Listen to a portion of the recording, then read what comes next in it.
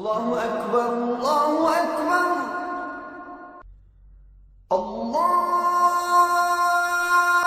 اکبر اللہ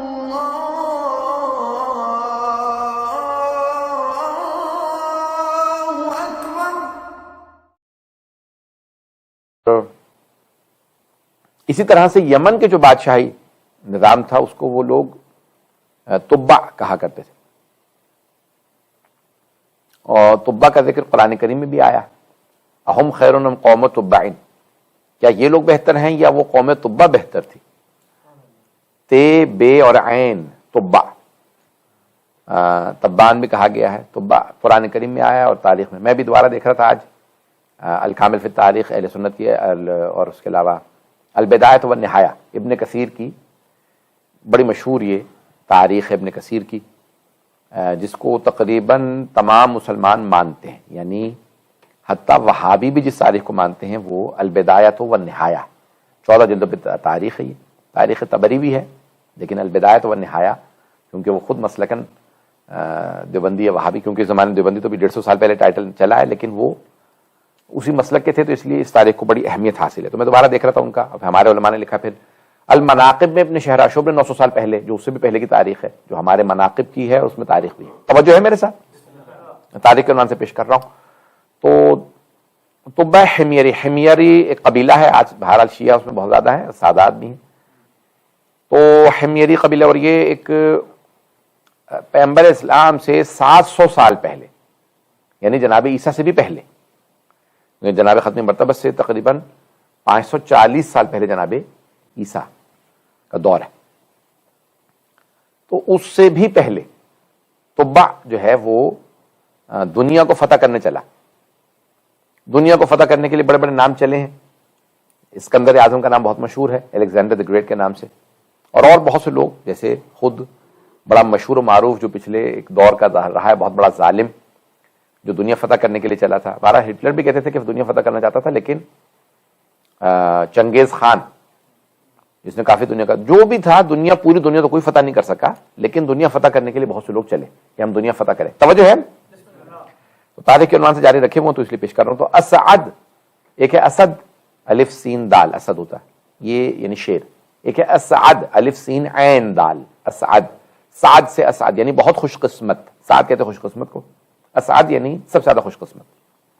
اسعد ابو کرب کے نام سے ایک تبع بادشاہ گزرا ہے، رسول اسلام سے 700 سال پہلے یمن کا بادشاہ تھا، جو ایک بہت بڑا مجہز لشکر لے کے چلا دنیا فتح کرنے کے لیے۔ سننا چاہیں گے؟ یہ تقریباً بہت بڑا لشکر لے کے چلا، اور اس میں کہہ لیں کہ کئی ہزار علماء تھے، یہ اپنے ساتھ علماء لے کے چلا، بڑے بڑے قابل علماء لے کے چلا۔ خود اس کے متعلق البدایۃ والنہایہ ابن کثیر نے لکھا کہ مشرک تھے، یعنی ابتدائی طور پہ، اور بت پرست جو تبع تھا، اور خود ابرہہ جو تھا وہ بھی تبع تھا، یعنی یمن کا بادشاہ تھا، اور وہ بھی لیکن وہ ابرہہ کے نام سے مشہور ہے، جو مشرک یعنی کہہ لیں کہ وہ خانہ کعبہ کو ڈھانا چاہتا تھا۔ یہ بھی بہرحال چلا، اب 80,000 کا یا 4 لاکھ کا، جو بھی، مجھے اس سے بحث نہیں ہے، تاریخ میں نے اختلاف دیکھا ہے، 6,000 بعض علماء، بعض نے کہا، بعض نے کہا کہ 2 یہودی بڑے عالم ساتھ تھے اس زمانے میں، یہودی کیونکہ مذہب دنیا میں رائج تھا، تو مختلف مذاہب و ادیان کے علماء کو لے کے چلا، بہت بڑا لشکر لے کے چلا کہ میں دنیا فتح کروں گا، 4 لاکھ کی فوج بنائی، اور جس میں بڑے بڑے طبیب تھے۔ اور جب راستے سے چلا یمن سے، تو یمن کیونکہ جزیرہ نما ادھر افریقہ ہے، یہ پورا سمندر کے پار کرنے کے بعد ان کو حجاز سے گزرنا پڑتا ہے، تو یہ آیا مکے۔ جب مکے پہنچا تو اس نے خانہ کعبہ کو دیکھا، اور اس نے کہا بھئی یہ کیوں آتے ہیں یہاں؟ یہ لوگ سب احترام کرتے ہیں اس کعبے کا، حضرت ابراہیم اور حضرت اسماعیل نے بنایا تھا۔ ہم نے پہلے عرض کیا کہ امام صادق فرما گئے کہ سب سے پہلے جناب آدم نے بنایا تھا، تجدید کی تھی جناب ابراہیم و اسماعیل علیہ السلام نے، لیکن انہی کو بانی کہا جاتا ہے۔ بہرحال تو کہا یہ ان کے جد، یہ جو عرب ہیں ان کے جد حضرت ابراہیم تھے، انہوں نے بنایا تھا، اور یہ لوگ اسی تعظیم کرتے ہیں۔ بہرحال مشرکین بھی آتے تھے، وہ اپنے بتوں کو لے آتے تھے اور طواف کرتے تھے بغیر لباس کے۔ تو بہرحال اس نے دیکھا کہ اس طرح کا کعبہ میں وہاں بناؤں گا، پہلے اس کے ذہن میں آیا اس کو ڈھا دوں گا، اس کے ذہن میں خیال آیا، اس نے اس کا اظہار نہیں کیا، اور وہ بیمار ہو گیا بہت سخت تبع۔ جب وہ بیمار ہو گیا تو اس کے طبیبوں کو بلایا گیا کہ اس کا علاج کرو. ایک طبیب نے آ کے کہا کہ اس کا علاج, دوسرے نے یہ وہ کرتے کرتے ان میں سے ایک طبیب نے کہا حضور لگتا ہے کہ آپ نے کچھ یعنی روحانی گناہ کیا ہے, آپ کے جسمانی لحاظ سے کوئی بیماری نہیں ہے, آپ سالم ہیں, تو آپ کسی طبیب کے بجائے کسی عالم کو ملاقات کیجیے, اس سے پوچھیے آپ کا مسئلہ کیا ہے. بات پہنچ رہی ہے؟ تو اب طبیب کو دکھانا بند کیا, اس نے کہا ذرا علماء کو بلاؤ. ان میں سے سب علماء آ کے بیٹھے, ان میں سے کوئی بہرحال کچھ اس زمانے میں بھی علماء تھے جو واقعی حضرت موسیٰ اور حضرت داؤد کے راستے پہ چل رہے تھے. تو کہا بھائی کیا معاملہ ہے, میں بہت زیادہ بیمار ہو گیا ہوں اور مجھ سے اٹھا ہی نہیں جا رہا ہے, میری صحت ختم ہو گئی ہے, مجھے لگتا ہے میں اتنا طاقتور کہ میں پوری دنیا سے لڑنے کے لیے نکلا تھا اور آج لگتا ہے جیسے طاقت ہی نہیں ہے, جسم ختم ہو چکا ہے, اندر طاقت ہی محسوس نہیں کر رہا ہوں, بیٹھ نہیں سکتا ہوں. تو ان میں سے ایک عالم نے کہا کہ حضور لگتا ہے کہ آپ نے اس گھر سے متعلق, کعبے سے متعلق کوئی بری نیت کر لی ہے. اگر آپ کوئی بری نیت رکھے ہوئے ہیں تو اپنی نیت سے منصرف ہو جائیں, انصراف کریں, پلٹ جائیں اور توبہ کریں, کیونکہ یہ گھر جو ہے وہ حضرت ابراہیم نے بنایا تھا, یہ گھر مقدس گھر ہے, یہ مقدس سرزمین ہے, اور یہودیوں اور یہ سارے عربوں کے سب کے جو دادا ہیں حضرت ابراہیم. اس نے کہا ٹھیک ہے آپ جا سکتے ہو. اسے توبہ کی, اس نے کہا پروردگارا واقعہ اگر یہ تیرا گھر ہے تو اس سے منسوب ہے کہ تیرا گھر, اگر تیرا گھر ہے تو میں توبہ کرتا ہوں, اور صرف توبہ ہی نہیں کرتا بلکہ میں اس کعبے پہ غلاف چڑھاؤں گا, اسے غسل دوں گا اور اس پہ غلاف چڑھاؤں گا, تو مجھے صحت دے دے. اگلے دن جب صبح اٹھا تو بالکل صحت یاب تھا.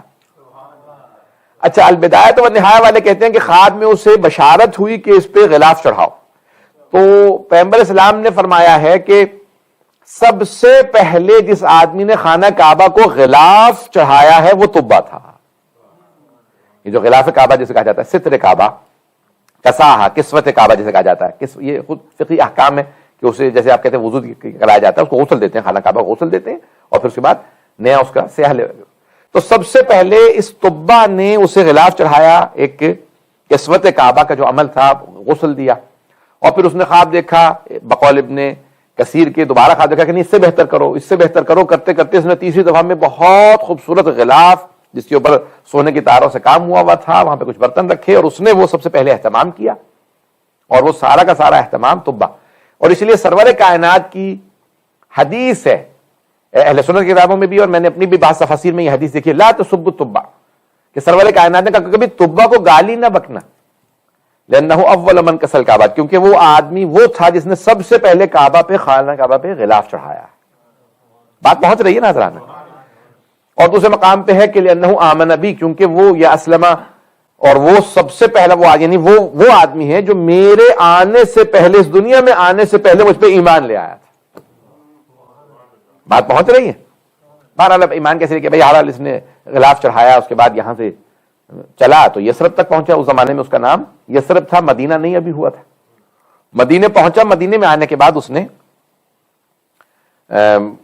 جو بنی نذیر سے, بہرحال بنی قریظہ کے ساتھ ایک گفتگو ہوئی کہ یہودیوں سے ہمارا معاہدہ تھا, یہاں پہ جنگ ہو رہی ہے تو میں اس شہر کو خراب کر دوں گا, ڈھا دوں گا, اور یہ جتنے بھی یہاں پہ کفار ہیں ان سب کو مار دوں گا. تو ایک مرتبہ کچھ یہودی علماء آئے اور آنے کے بعد کہا کہ خبردار اس شہر کو خراب نہ کیجیے گا, کیونکہ ہماری کتابوں میں ہے وہ جو آخری نبی آئیں گے وہ ہجرت کر کے یہیں پہ تشریف لائیں گے. کہ اچھا ہماری کتابوں میں ان دو اس کی حبر سے, دو یہودی علماء سے, رہبائز سے اس کی گفتگو ہوئی, اور تفصیلی گفتگو کے بعد ان سب نے سارا کا سارا بتایا کہ ہاں ایک آخری نبی تھے. ان کے علم سے بہت متاثر ہوا طبہ, کبھی واقعاً بہت قابل ہیں, دونوں بہت جانتے ہیں. ان سے متاثر ہونے کے بعد اس نے فیصلہ کیا, اس نے کہا ٹھیک ہے, کیا نام ہوگا اس آخری نبی کا؟ کیا نام ان کا احمد ہوگا, کیونکہ یجدونہم عندہم فی التوراۃ والانجیل, قرآن میں لکھا ہے کہ وہ توراۃ و انجیل میں جب ان کو تلاش کریں گے تو ان کا نام احمد پائیں گے. اسمہ احمد, کہ ان کا نام جو ہے وہاں پہ احمد, یجدونہم مکتوبا عندہم فی التوراۃ والانجیل, توراۃ اور انجیل میں ان کا نام مکتوب پائیں گے, لکھا ہوا پائیں گے, اور نام احمد ہے. تو اس نے اس وقت طبہ نے کہا کہ ٹھیک ہے, میں اس آخری نبی پہ ایمان لے کے آتا ہوں اور گواہی دیتا ہوں کہ جس اللہ نے انہیں مبعوث کرنا ہے وہ اللہ بھی اللہ ہے اور وہ نبی بھی رسول ہے. اور کچھ اشعار لکھے کہ میں ایمان لاتا ہوں احمد پہ جو پوری کائنات کا بنانے والا اللہ ہے, اس کے بھیجے ہوئے رسول ہیں. یہ اشعار لکھے, اور پھر ایک قبیلے سے کہا کہ ابھی آپ لوگ یہاں رک جائیں, کچھ جو اپنے 6000 علماء تھے ان میں سے کہا کہ آپ لوگ کچھ یہاں رک جائیں. یہودیوں سے کہا تمہارے ساری رہائش کا خرچہ میں دے کے جا رہا ہوں, اور میرے مکان بنوا دو, وہ جو آخری نبی آئیں گے ان سے کہنا کہ طبہ آپ پہ ایمان لے کے آیا تھا, یہ مکان بنوا کے گیا تھا, اگر ہو سکے تو میرے بنائے ہوئے اس مکان میں آپ تشریف رکھیں, اس مکان میں سکونت اختیار کریں. تو اس نے ایک مکان بنوا دیا. اب وہ نسلاً بعد نسلن یہودیوں سے وہ اشعار منتقل ہوتے رہے, وہ آتے رہے, اور پھر ایک مرتبہ بہرحال طبہ گیا, جنگ وغیرہ کی, پھر واپس مکے سے ہوتا ہوا واپس چلا گیا یمن, وہیں انتقال ہوا. پھر بہرحال اب سرور کائنات نے تاریخ ان کے حجاز کی پیش کر رہا ہوں, سرور کائنات نے ہجرت کی, اور جب ہجرت کی, اب میں نے ساری تاریخ چھوڑ دی کیونکہ طبہ کی تاریخ بہت تفصیلی ہے کہ وہ کہاں کہاں گئے, دنیا بھر کا سفر کیا, اور پھر میں ابھی جو دیکھ رہا تھا اور پہلے بھی میں نے پڑھی ہے, واقعات کچھ پڑھے ہیں تو تفصیلی ہیں, کافی زیادہ تاریخ ہے. تو طبہ نے بہرحال یہ دنیا جو ہے فتح کرنے کا پورا عمل تو کسی کے نے بھی انجام نہیں دیا, لیکن کافی آگے تک وہ جنگ کرتے ہوئے گئے, کافی دنیا فتح کی. اس کے بعد پھر فیصلہ کیا میں یمن واپس جاؤں گا, وہیں انتقال ہوا, اور ان کا پھر پورا شجرہ لکھا بنی نذیر کا. یہ بہرحال تو بہرحال وہ بہت سے علماء وہاں رک گئے, اور اگر آپ دیکھیں تو عیسائی اس کے بعد پھر آئے, عیسائی بھی وہیں آ کے بسنے لگے اطراف میں. اور قرآن کہتا ہے کہ یہ سب کے سب کہتے تھے کہ ہم اس پہ ایمان لے آئیں گے, اور جب وہ آ گئے تو اولا کافر بہ, تو سب سے پہلے اس آخری نبی کا انکار کرنے والے یہی یہودی اور عیسائی بنے جو کہتے تھے ہم ایمان لے آئیں گے. کیوں آ کے بسے تھے مدینے میں؟ کہ وہ آخری نبی نے یہاں آنا. توجہ ہے. جیسے ہم سے ایک صاحب کہنے لگے کسی ملک میں, نام نہیں لیتا کہ کون سے ملک میں, کہا مغربی ملک کے اندر, کہنے لگے, میں نے کہا بھائی کیا کہاں ہے آج کل, آپ نظر نہیں آ رہے مجالس میں؟ تو کہنے لگے میں منتقل ہو رہا ہوں, ٹورنٹو سے جا رہا ہوں میں پتہ نہیں کہاں. وہ کیوں وہاں کیوں شفٹ ہو رہے ہیں اس ملک میں؟ کہنے لگے وہ امام کا ظہور ہونے والا تو میں وہیں سے جوائن کر لوں گا. میں نے کہا اس کا مطلب یعنی آپ یہ سمجھانا چاہ رہے ہیں جو وہاں ہوگا وہ جوائن کر لے گا, اور جو دور ہوگا وہ مخالف ہوگا؟ کہیں گے نہیں یہ تو نہیں کہہ رہا ہوں. تو بہرحال ایک اچھی خاصی بحث ہوئی. تو میں نے کہا بھائی یہ فلسفہ غلط ہے کہ انسان وہاں, یہ تو یا انسان کا ایمان اتنا مضبوط ہونا چاہیے کہیں پہ بھی ہو وہ امام کے قدموں میں پہنچ جائے گا. اور کئی ایسے بھی ہوں گے جو قریب میں بیٹھے ہوئے ہوں گے, ایمان نہیں لے کے آئیں گے. مکے میں بہت سے بیٹھے ہوئے رسول خدا کو دیکھتے بھی رہے, ایمان نہیں لائے. مدینے میں یہودی عیسائی منتقل اس لیے ہوئے تھے کہ ہم آخری نبی پہ ایمان لے آئیں گے, اور جب آ گئے تو سب سے زیادہ جنگیں انہوں نے کی رسول خدا کے خلاف. یہودیوں نے سب سے زیادہ جنگیں کی, کہ نہیں ہم نہیں مانتے آپ کو. تو بہرحال تاریخ اگر کہیں گے تو میں جاری رکھوں. یعنی گرامی اب سرور کائنات جو ہے مکے میں تشریف لے آیا. مکے سے بہرحال سب خلاصہ کر کے میں پیش کر رہا ہوں. مدینے پہنچے. جیسے مدینے آئے تو مدینے کے تمام سرداروں نے کہا کہ یا رسول اللہ ہمارا گھر حاضر ہے, ہمارا گھر حاضر ہے. آپ نے کہا نہیں, جہاں میری اونٹنی جس گھر کے سامنے بیٹھ جائے گی میں وہیں پہ قیام کروں گا. ذہن میں ہے نا, دینیات میں پڑھ رکھا ہوگا, یہ تو پاکستان کی دینیات میں موجود بھی ہے, تیسری کلاس کی جو ہے وہ دینیات کے اندر لکھا ہوا. تو اب وہ ایک مرتبہ سرور کائنات کی اونٹنی حضرت ابو ایوب انصاری رضی اللہ عنہ ان کے گھر کے سامنے آ کے بیٹھ گئے. 2 منزلہ گھر وہاں پہ بنا ہوا تھا. ایک جناب سرور کائنات نے کہا میں یہیں رکوں گا. کہا بھئی یا رسول اللہ اتنے امیر بڑے بڑے رؤساء کے بڑے بڑے جو یہاں پہ سردار ہیں ان کے گھر حاضر تھے, اچھے اچھے گھر حاضر تھے, یہ چھوٹا سا ایک گھر ہے اور بہت قدیمی ہے, کئی سو سال پہلے کوئی بنا گیا تھا, آپ یہاں رکیں گے؟ کہا ہاں یہیں رکوں گا.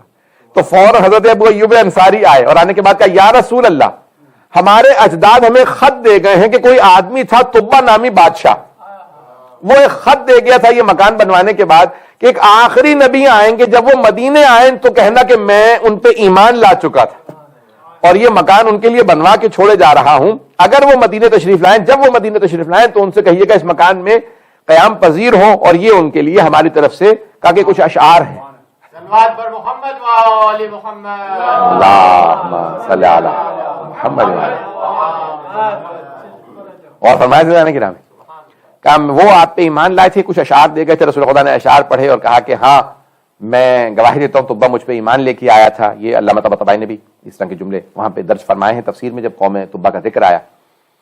تو ایک مرتبہ جو ہے یہاں پہ حضرت ابو ایوب انصاری گھر پہ رکے. وہ جناب سرور کائنات وہاں اس لیے رکے کیونکہ طبہ نامی اسعد ابو کرب حمیری وہاں رسالت مآب کے لیے گھر بنا گئے تھے. اگر کوئی 700 سال پہلے بھی ایمان لے آئے تو رسول خدا اس کی شفاعت کی ضمانت دیتے ہیں, کیونکہ ان اشعار کی اختتام پہ خط تھا جس میں یہ لکھا تھا یا رسول اللہ اگر میں زندہ رہا تو وعدہ کر کے جاتا ہوں جہاں پہ آپ قیام کریں گے میں آپ کے دفاع کے لیے پہنچ جاؤں گا، لیکن اگر میں نہ رہا تو میں آپ سے صرف اتنی درخواست کرتا ہوں کہ میرے مرنے کے بعد میری شفاعت کر دیجئے گا۔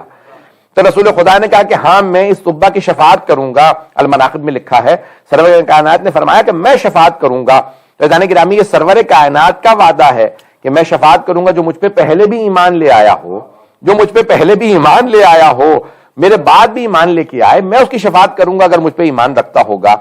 سرور کائنات نے وہیں قیام کیا۔ وہ تمام علماء جن کو بتایا کہ بھئی یہ وہی نبی ہیں، تو کہا کہ نہیں ہے، بہت سے ایمان لائے، بہت سے ایمان نہیں لائے، بہت سے اکثر قبیلے مسلمان ہو گئے، ایسا بھی نہیں تھا کہ مسلمان نہیں ہوئے، بہت سے مسلمان ہو گئے۔